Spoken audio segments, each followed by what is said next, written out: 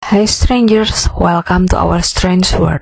So, hari ini kita akan membahas tentang hal yang tentunya menegangkan, mencekam, dan pastinya akan membuat kita semua terheran-heran. Dan semua cerita yang akan diceritakan setelah ini merupakan kisah nyata. So, tanpa basa-basi lagi, let's begin.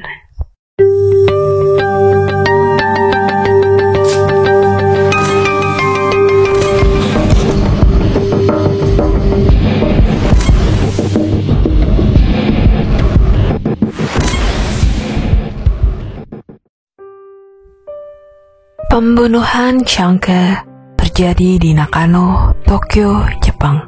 Pada 3 November 2016, Changke, seorang mahasiswi pasca sarjana di Universitas Hosei, ditikam hingga tewas oleh Chen Shifeng di apartemennya. Satu-satunya saksi sekaligus teman sekamar Changke, yaitu Liu Xin, awalnya mengaku tidak tahu siapa pembunuh Changke. Namun, rupanya Liu Xin adalah mantan pacar si pembunuh.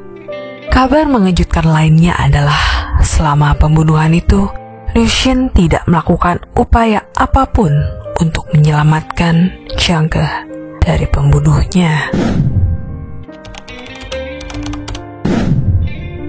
Changke lahir pada tahun 1992 di kota Jimu, provinsi Shandong di Cina Timur. Changke dibesarkan oleh ibunya Chang Qiulian. Orang tua Changke bercerai ketika Changke berusia 1 tahun. Alasan orang tua Changke bercerai karena ayah Changke melakukan kekerasan kepada istrinya. Setelah bercerai, ibu Changke pulang ke rumah orang tuanya dan mengganti nama anaknya yang semula Song menjadi Chang. Di Cina, nama depan seorang wanita tidak berubah setelah menikah. Seorang anak biasanya akan mengikuti nama depan ayahnya.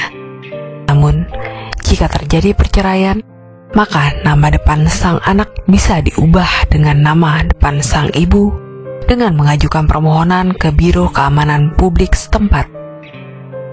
Saat itu perceraian dianggap hal yang memalukan bagi seorang wanita di Cina dan akan dianggap sebagai aib keluarganya.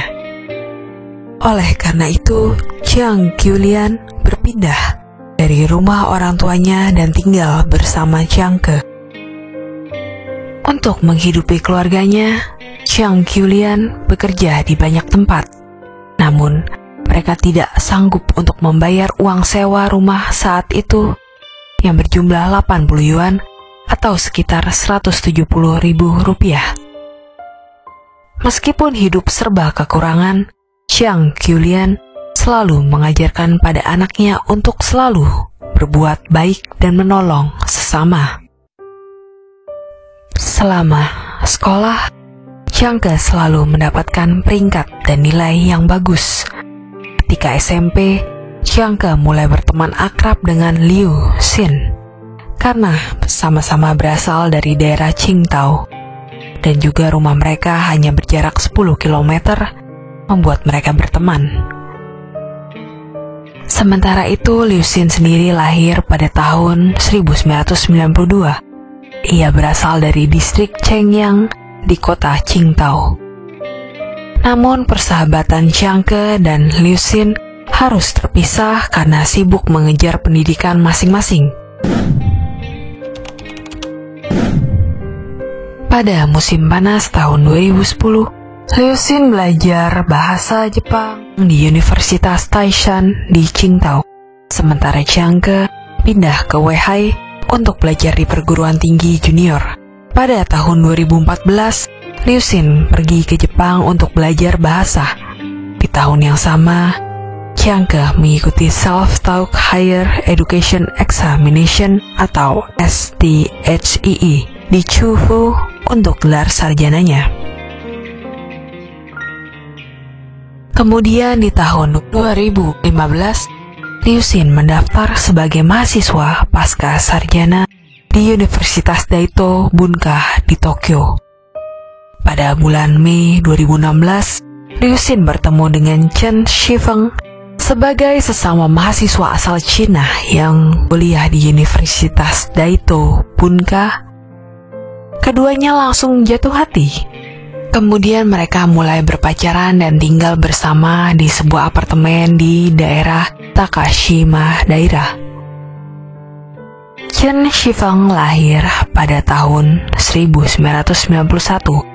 Ia berasal dari Kabupaten Yanqi di kota Wushong, daerah otonomi Ningxia-hui di Cina Barat. Pada tahun 2004, setelah lulus dari sekolah menengah, Chen Shifeng masuk Universitas Huaqiao. Setelah lulus kuliah, ia mengajar kaligrafi di Universitas Kasetsart Bangkok, Thailand. Pada tahun 2016, Chen Shifeng bersekolah di sekolah bahasa di Fukuoka, Jepang. Pada tahun 2016, ia mendaftar gelar pasca sarjana studi China di Universitas Daito Bunka. Pada bulan Mei 2016, tepatnya 1 bulan setelah Chen Shifeng diterima di Universitas Daito Bunka, di sanalah ia bertemu dengan Liu Xin. Sementara Changke diterima di program pasca sarjana di Universitas Hosei, Tokyo pada April 2016.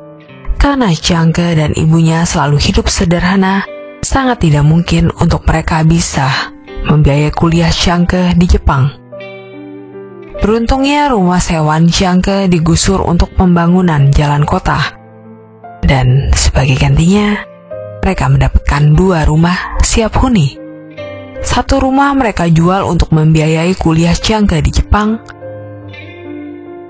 Dan sebagai sesama perantau asal Cina yang sedang berkuliah di Jepang, Changke bertemu kembali dengan Liu Xin. Kali ini Liu Xin tidak lagi sendiri. Ia mengenalkan kekasihnya, Chen Shifeng, kepada Changke. Pertemuan 2 sahabat yang mengharukan itu tidak berakhir bahagia.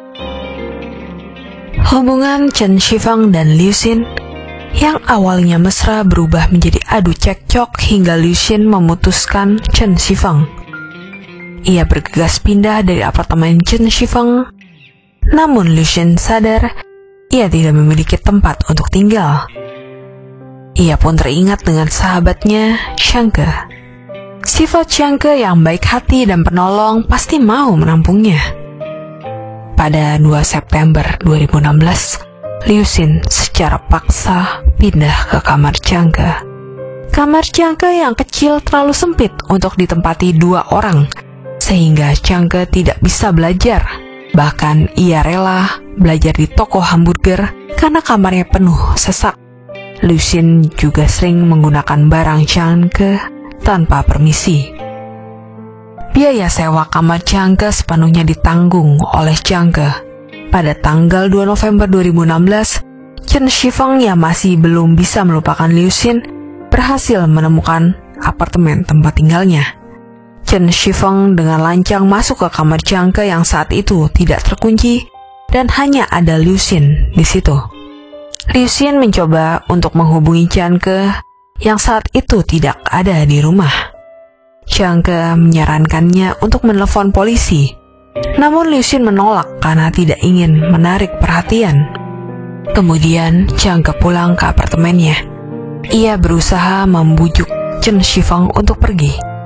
Namun Chen Shifeng bersikeras untuk balikan dengan Liu Xin dan meminta Changke untuk membiarkan mereka berdua berbicara. Namun waktu sudah semakin sore dan sudah waktunya Changke berangkat kuliah. Karena tidak menemukan jawaban, mereka bertiga memutuskan untuk pergi dari situ dan berpisah di stasiun Higashi Nakano. Namun, teror Chen Shifeng tidak berhenti sampai di situ. Chen Shifeng mengikuti Liu Xin dalam perjalanannya ke sebuah restoran tempat kerjanya. Chen Shifeng mengancamnya akan menyebar foto bugilnya di internet apabila tidak mau balikan dengannya. Setibanya di tempat kerja, Liu Xin meminta bantuan dari rekan kerjanya untuk menyamar sebagai pacar bohongannya supaya ia bisa lepas dari teror Chen Shifeng. Setelah melihat adegan palsu Liu Xin dan pacar barunya, Chen Shifeng pergi dan mengancam akan membunuh Liu Xin. Sekitar pukul 00:15 dini hari, Xianke dan Liu Xin kembali ke apartemen mereka dan memasuki koridor di lantai 2. Di belakang mereka, Chen Shifeng mengikuti mereka dan mengacungkan pisau. Liu Xin segera masuk ke kamar Xianke dan mengunci pintunya. Pertengkaran pun terjadi antara Xianke dengan Chen Shifeng. Karena kamarnya, Xianke tidak bisa melarikan diri.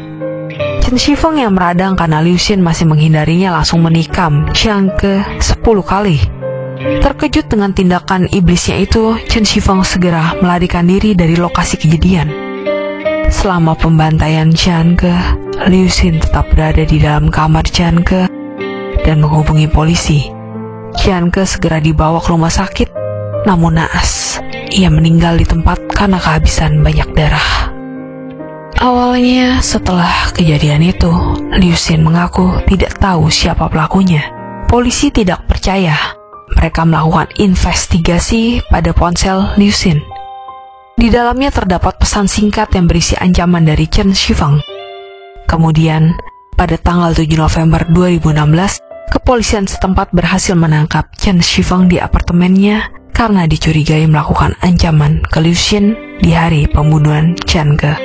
Selama penyelidikan, polisi menemukan bukti keterlibatannya dalam kejahatan itu di dalam kamar apartemennya Xianke.